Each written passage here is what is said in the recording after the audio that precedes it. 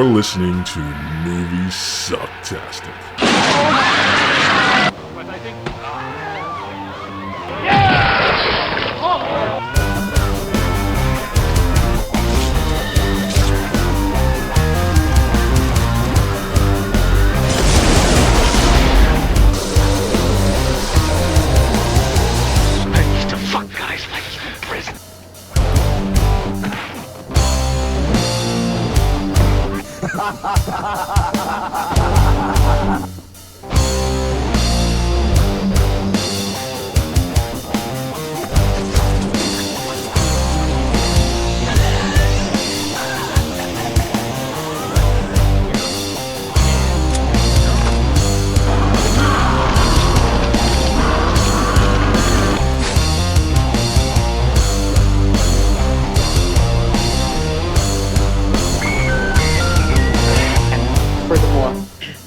You can all go fuck yourselves. We'll do it live. We'll do it live! Fuck it! Do it live! I'll write it and we'll do it live! Fucking thing sucks! Yeah. Well, hello there. Hello! What's happening, my nigga? Nah. Wow. Easy there. Well, welcome everyone to episode number 232. Excuse me. How close am I? 234. 234. Only up by a couple. That's good. Yeah. Episode of Moviesucktastic, the podcast that reviews films that aren't that good. I am Scott, and the other person not talking at the moment is Joey. Yes, I am now talking, and I just want to point out that I'm not talking now. That your voice is out of sync with your video. What? Really? Yes. So Blah, blah, blah, blah. maybe. Oh. La la la la. I got nothing else going. You're out of sync. Oh, hang on. I don't know. Downloading all that porn again. No. Honest, but I don't know why. No, I've got nothing else open. Someone using your upload right now? No, there's nobody. No. No? Okay. Nope. No one in the house. Should be. Maybe someone else is downloading porn. No. I don't think. I don't know. I'll check. I'll check later. Check later. But you can hear me fine. I can hear you just fine, but you're okay. It's not like my head's big on the screen. Fuck it. Who cares? No. Wow. I mean, if someone full screens it, then yeah, you're at least the size of a smartphone. So. And that's smart enough for me. Yeah. So now, episode number 234. Yeah. And we're going to be doing our sixth. Yeah, this is our sixth Oscar film. Fifth or sixth episode for Oscar films. In this episode, we are doing the film Fences. Hidden Fences. Hidden Fences. Yes. Okay. You insensitive bastard. I'm sorry, that's the wrong thing to say. Yes, we're doing the film Fences. Here, I want to ask you a question. Yes, much sir? like we did last year, where we reviewed Nightcrawler, which was a Best Picture nomination. Are we going to do that with Nocturnal Animals, or are we just going to talk about it? I'm just, do what? Are we going to formally review Nocturnal Animals, or are we just going to just kind of talk about it a little bit during one of these Oscar episodes? I haven't watched it yet. Oh. I was trying to watch it yesterday, but there was some confusion because when I turned it on, the first thing I saw was elderly fat women dancing naked. That's the movie.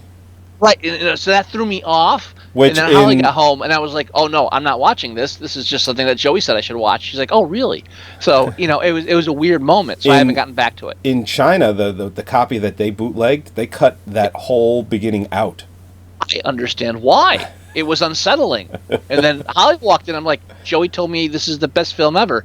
She said, "Really?" I was like, "I'm pretty sure there's more to it than this. I just turned it on." So I there's no one else to take that conversation. I will agree with you. But I would like, if I can get to it, I would like to mention, talk a little bit about the next episode. I know you're a huge fan of it, and I'm still 50% on Oscar night. Whatever. It's if it is, I'm working on it. If it Yeah. is, it is. If it isn't, it isn't. I'm working on it.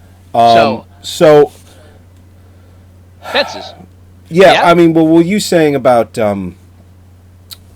me What is? and thinking Nocturnal Animals is the best film? So far, I've watched 7 of the 9, and I still You're think talking for the screenplay category. for the screenplay, best adapted, and that it was robbed of a Best Picture nomination. Did you see that? I still think it's, of the 7 films that I've seen, I still think it's the best one. I thought of you today because Patton Oswalt even did a tweet today, Oh, really? saying pretty much the fact that that Hidden Creatures isn't not Hidden Creatures. Hidden Figures?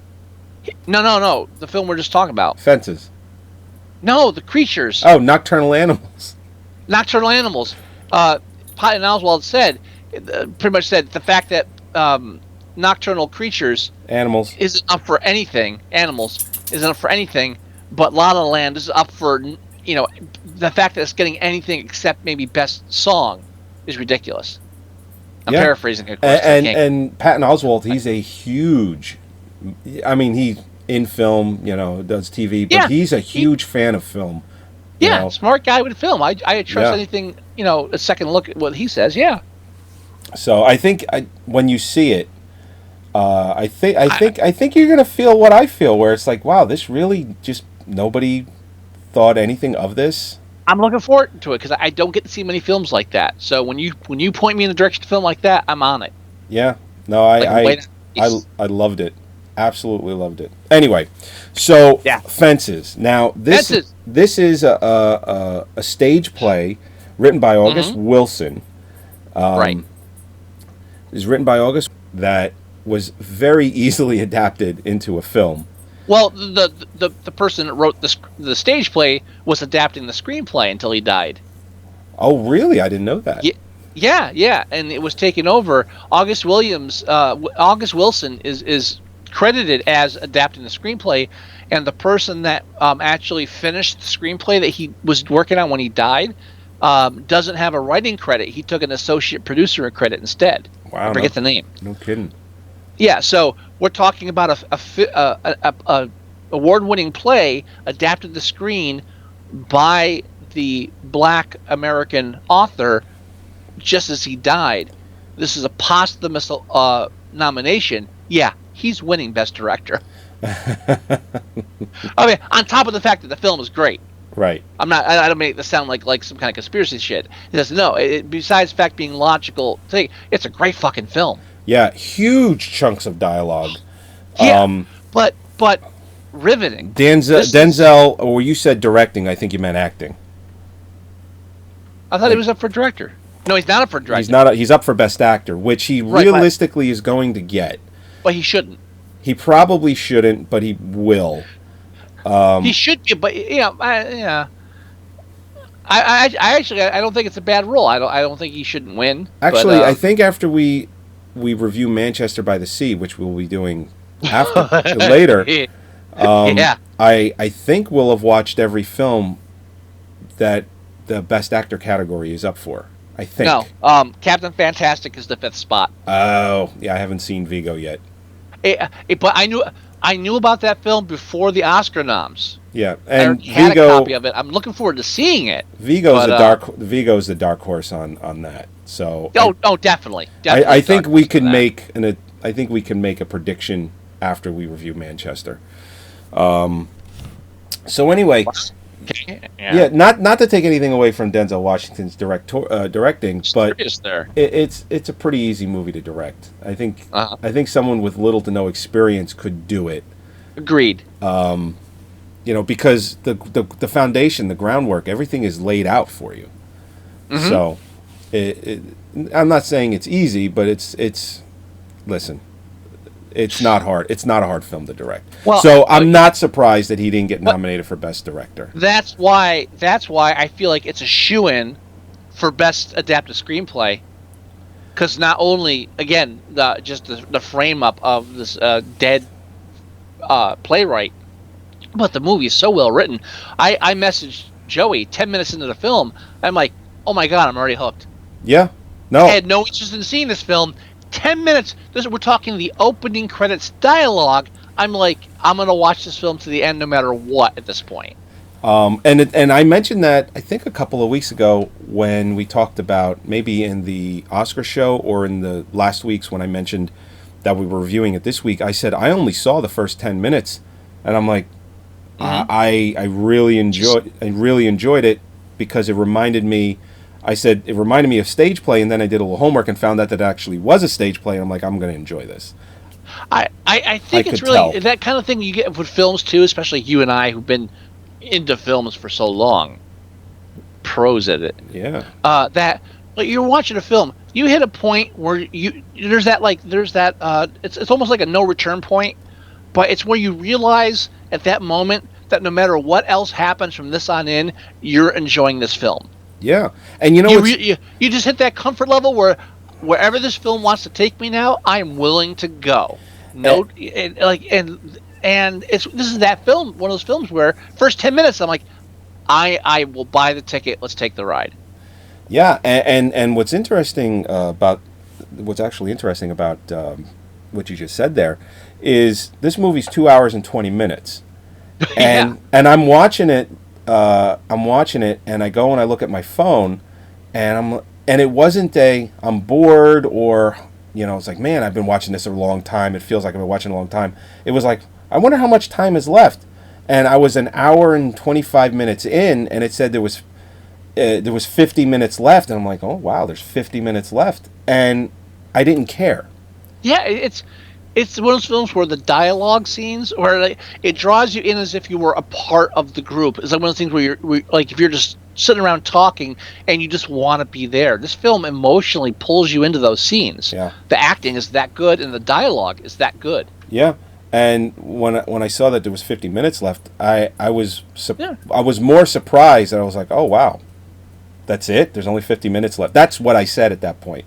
All the bitching and whining I made about the films being so long this year and every year, ever since Braveheart, I had no problem with the length of this film.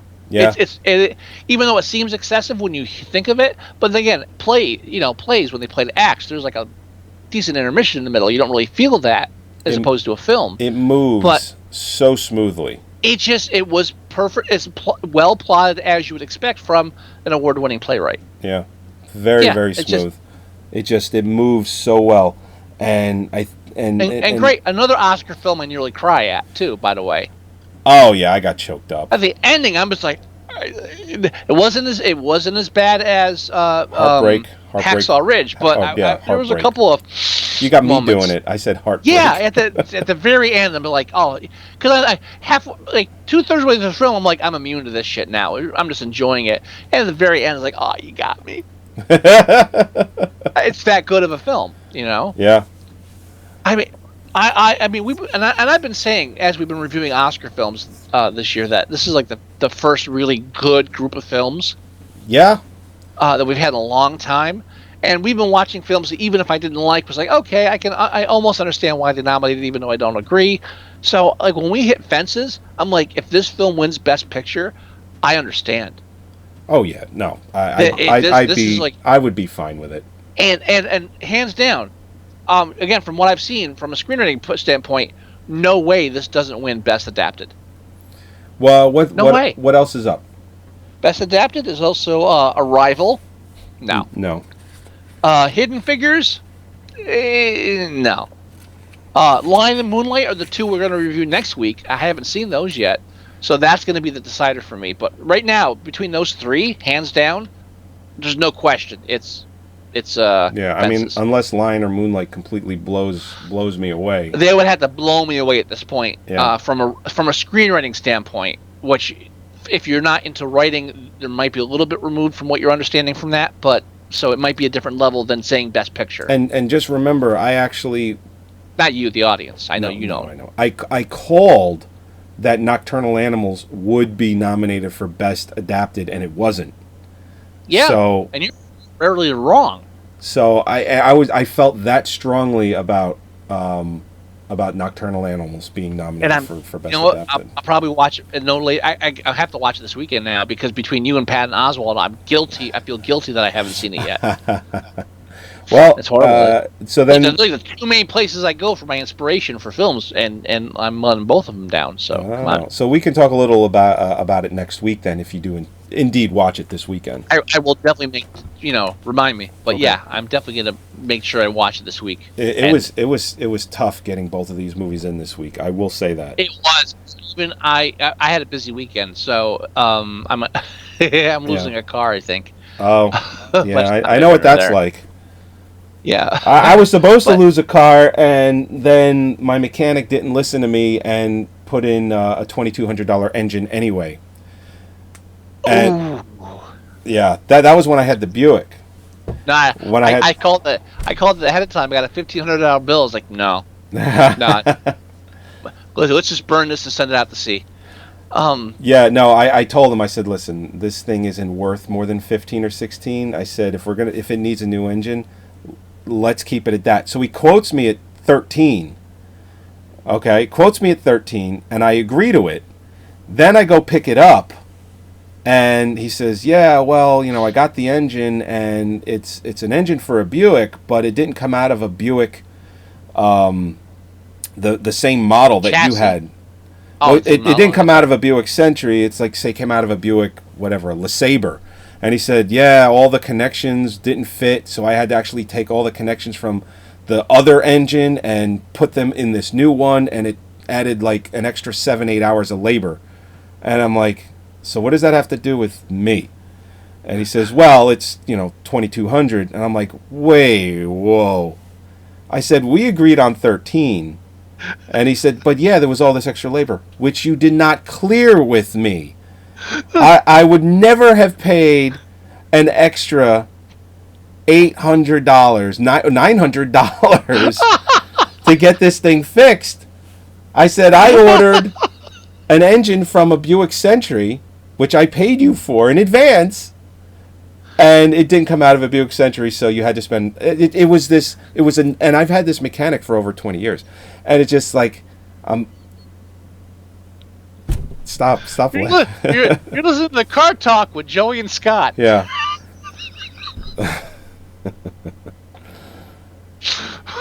We were referred to. What got us on the cars? You said you had a vehicle that you were going to get rid of. Well, why did I mention it? What got us on the cars? What were we talking about? We were talking about that got me on the cars. We were talking about nocturnal animals. Nocturnal animals. Yeah, and That's then not to see this weekend. Why would I mention the car? yes, you said you had a busy week, and that you were going that's to, right, 'cause and the you car were broke down. Okay. you were going Nope. to probably be junking a car. That makes perfect sense. Okay, but yeah, no, I will definitely see Nocturnal Animals this weekend. One I of promise. our iTunes reviews actually mentions that our show is a lot like Car Talk if we talked about cars. So there you go. Yeah. We've talked about cars. Just if Joey mentions pixels, just run. Run. That's all I'm saying. Run. Run. I've been dealing with pixels all week actually. Believe it. Been doing some photo editing this week. You got that video?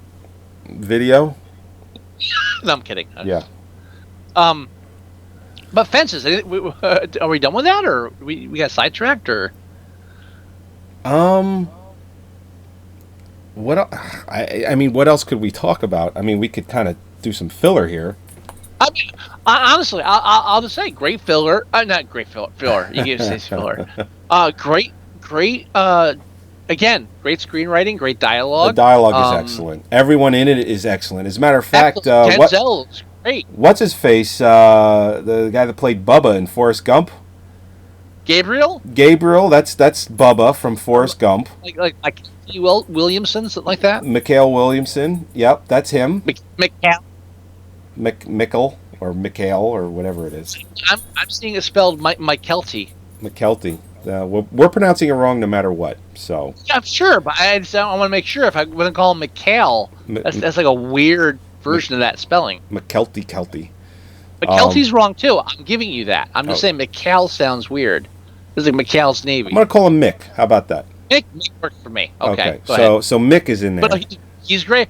Again, nobody pulls less than a stellar performance out of this film. Everybody. Yeah. So I And, mean, and what's interesting is the one actor, the Bono, I think his name was Bono, or his best friend, Troy's best friend, Denzel Washington's best friend.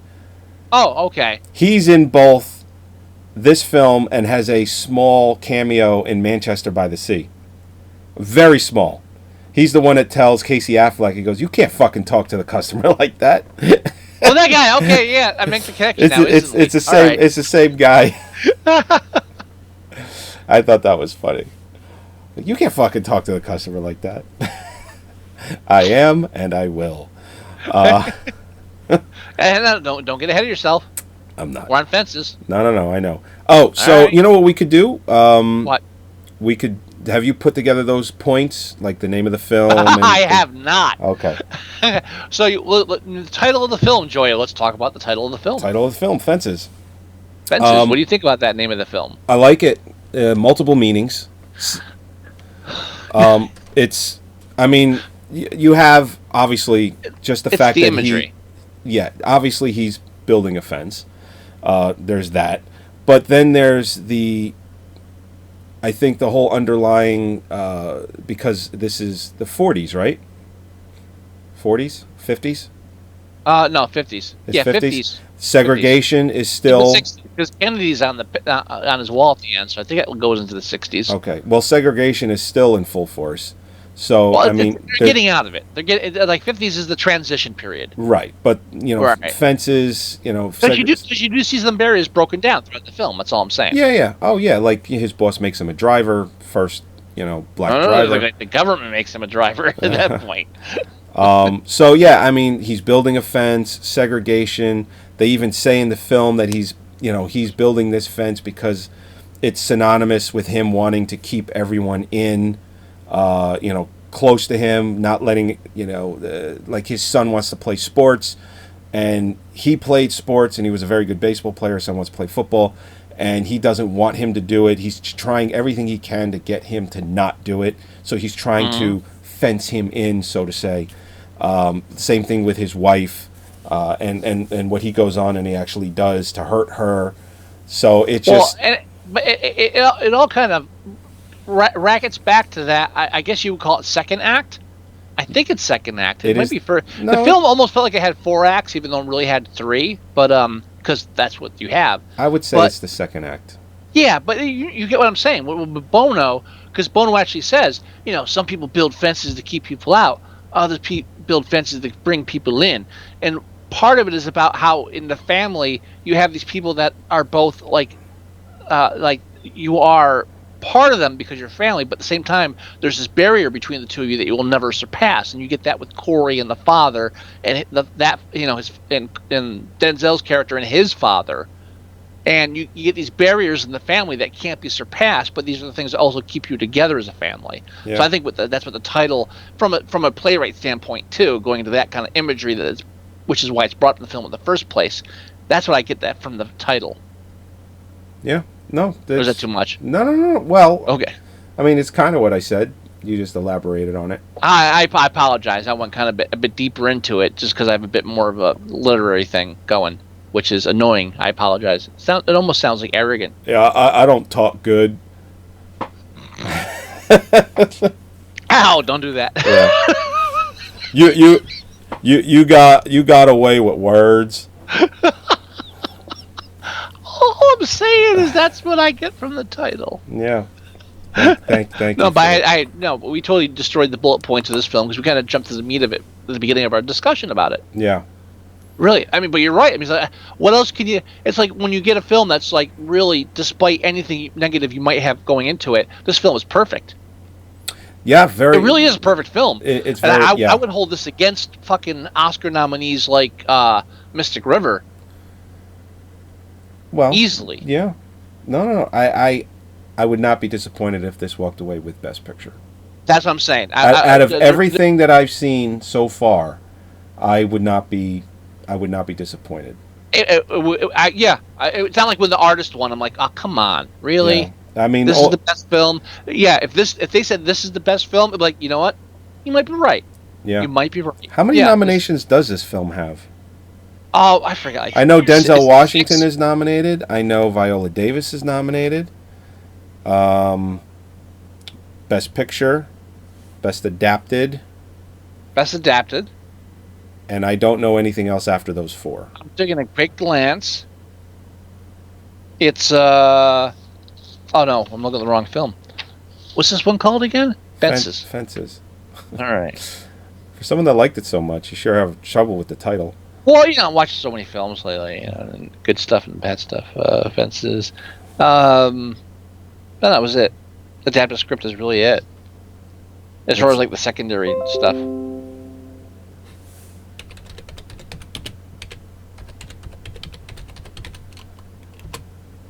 It's only up for lead actor. Viola Davis isn't nominated? And supporting actors. Oh, okay. Sorry. That's what I thought. Yeah. No, yeah.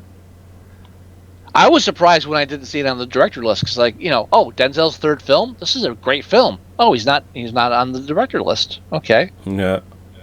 Yeah, I mean that's the category. The only thing we have left to watch in that is Moonlight. Yeah. Yep. Or review, not watch. Review. You probably already saw it. I haven't seen it yet, actually. Okay. So let's see. We got Best Picture. On the list. It is only 4 nominations: Best Picture, Actor, Supporting Actress, and Adapted Screenplay. Which I'm telling you, if you gave me all 4 of those and had me bet on the most likely one, Best Adapted. Just. Oh yeah. Well, and the thing is, I mean, the least amount of Oscars that a Best Picture has gotten, I believe, is 3. So all of those are very attainable. I think Viola Davis gets a Best Supporting Actress, to be honest. Mm-hmm. I think Denzel Washington gets Best Actor. And I think you're right. I think it is going to get Best Adapted. So you never know. It might walk away with Picture as well. And you're talking about a Tony Award-winning playwright who adapted the screenplay. I mean, that just from a standpoint of like artistic history and stuff too, that kind of puts more of a spin on it. It's interesting. I watched, which is actually on the screen now. I watched they have a James Earl Jones and Denzel Washington doing the same scene in the stage play, not the film, the stage play of the scene that was in the film about when his son asks him, "Why don't you like me?" And then Denzel Washington and James Earl Jones go into the whole "there's no law," like that very says I have to like you. Yeah. Well, what's interesting about it is I watched this comparison, and when James Earl Jones does it, it is so powerful, so dramatic. You could hear a pin drop in the audience because they are on, they are latched. When Denzel Washington did it in the 2010 stage play, it was just as powerful, but the audience found it funny. Like you heard the audience laughing. Like maybe it was the way Denzel was delivering it a little bit, because in the movie, it's not funny. Right. He delivered it closer to what James Earl Jones did in the 87 play. So it's interesting that this comparison clip shows Denzel Washington do it and the audience is finding it funny. So I just thought that was interesting. It's like when you watch the James Earl Jones one, specifically because this one clip that I have shows both of them back to back, you walk away from his performance in that scene with holy fuck. And then you walk away from the Denzel Washington that he did on Broadway with, I wouldn't have put those two together because it doesn't make Denzel Washington's performance look anywhere near the spectacle that James Earl Jones performed. It doesn't. But if you watch them separately, at different times, you get both. Anyway, I just thought it was interesting that the audience found most of that scene to be funny. Oh, sure. Yeah, and I can see that. And also, Denzel Washington, you're familiar with him.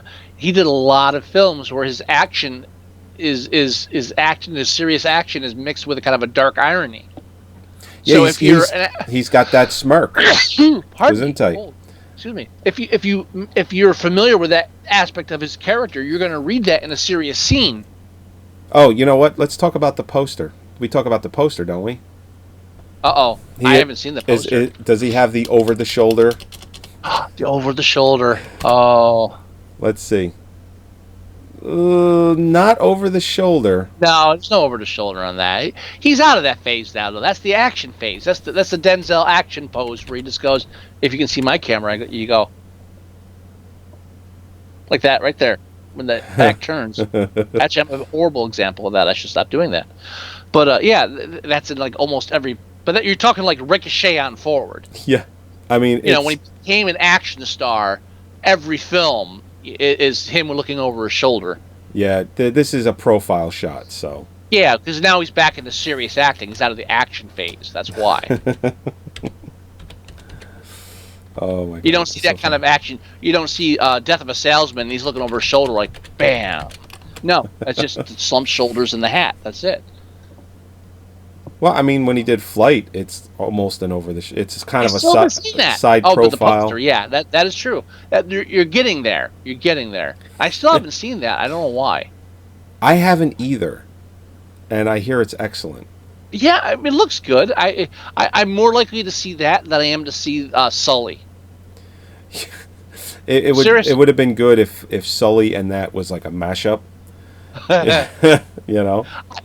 But again, they're both serious trailers. But when I watch them, it's like, yeah, fuck Sully. I want to see what's going on with this guy. Or if it's like it's like a sequel, like Sully is a sequel. And they took like a Watermelon Man like approach to it. What? What? That's just really? You wouldn't watch that if that's the direction they went in. I didn't expect you to take any of that there. What? Okay. What? That's interesting. Nick, please. Are we at the point to rate Fences? We absolutely are. Okay, right now it's at 7.5 with over 17,000 votes. I think that's a little low. Really? I'm willing to go 8 with this. That's what I mean. I would go an 8. 7 or close to a 7, I think, is a little low. Now, the only reason I wouldn't go 10 is not just to be fair. Adaptations from stage play to screenplay are fairly easy because you're still doing a limited space, a limited area, and while it doesn't take away from the art and craft, you're still a bit less involved than a film that's being directed that has like location shots and shit. Well, and the fact that because it's a stage play, groundwork is there. You just kind of putting not even your own spin on it. That's not even the right way to explain it. It's just you're just trying not to fuck it up. Even though you are still blocking shots and shit, it doesn't take as much planning as planning like a massive chase in space. Right. You know, not to put Lucas ahead of like Denzel. Yeah, and you know, still. Denzel Washington's been acting for 40 years, and he's directed 2 other films, so it's not like he doesn't know what he's doing. Right. What were those 2 other films? I don't know. You had mentioned that he has done. This is his 3rd, and I just took. That's what I believe. I took your word for it. Oh, it took my... Yeah, no, it is. Fences, and then before that was The Great Debaters in 2007, and Antoine Fisher in 2002. Oh, Antoine Fisher, okay. Antoine Fisher was his debut. I actually saw that. And The Great Debaters, I don't recognize that at all. Oh, he did one episode of Grey's Anatomy? I didn't mention that because that's not film. 2016. Huh, yeah. It's interesting. That's such a shitty show. Yeah, I don't I vaguely, like, when you say The Great Debaters, it's like I remember the name, but that's all I remember about it from 2007. Yeah, I don't remember that one at all. Oh, he's making The Equalizer 2. Good! I like The Equalizer. That was a fun movie. I haven't seen that one. Again, like I said, he's still kind of Seagaling in his action films now, where he kind of walks a bit more than he does anything else. It's like, if you take any scene that he's in this film, almost any scene, it's almost like watching Seagal do the pool hall scene. Seriously, like where he's like, yeah, I'm gonna do martial arts stuff. I'm not really gonna move much during the whole thing, but I'm still like a menacing presence. That is Washington in like every. It's like you can't say you have to say Denzel. It's like that's like Denzel in every scene of Equalizer. I still liked it, but you have to admit That's he funny. is pulling the Seagal walkthrough. I actually saw this picture, I think it was yesterday, that showed Bill Clinton and Hillary Clinton and what they were wearing. Did you see it? No, And one said it said Bill Clinton is Steven Seagal in his early years, and it said Hillary Clinton is Steven Seagal in his later years, and it was just based on what they were wearing. Like Bill Clinton's wearing like this The leather fashions. jacket. Yeah, it was like Bill Clinton's wearing like a leather jacket. You know, he's wearing like these like tight jeans and whatnot, and then Hillary Clinton is wearing like his Buddha like piece kind of like this whole dress kind of thing going on. It's like, wow. It was actually a funny picture. So anyway, all right. So 8, I'm very on board with 8. so we agree with 8 is what we're saying. Yeah, oh yeah. All right, 8 it is. is great. 8 is great, and I don't think there's going to be anything weird in the demographics here. Highest rating was 8. Highest demographic for 8 is females aged over 45. Well, no, that makes sense because of the age group. And the the oldest demographic, the highest demographic is females aged over 45. Lowest demographic, females under 18. Oh wow. And there's only 17 of them. Wow. Whoa. Only 17 females on age 18 bothered to rate this film, and they were like, yeah. Yeah, this movie's got a lot of talking Yeah. in it. What? There's so much talking in this. What's the big deal? Two daddy. What's the big deal?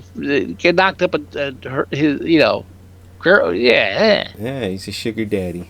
yeah. What's the big deal? Fucking Baby, kids. I'm gonna be someone's daddy. You're so lucky you have 2 boys. My God. Yeah, Don't tell Mary I said that, but yeah. Well, I feel the same way. But yeah, Fences right now is my shoe-in for a couple of Oscars. Just a very powerful film. Definitely, I completely agree. Yeah. So now next episode we are doing Manchester by the Sea. by the Sea, or as I like to call it, just open your fucking veins now. And we'll be reviewing that next episode whenever you listen to that. Yeah, or as I like to call it, holy fuck, this is depressing. Like, or as I would like to call it, holy fuck, I might do the same thing. Yeah, not an easy watch, but we're going to talk about that next. AKA the Mist 2. Oh.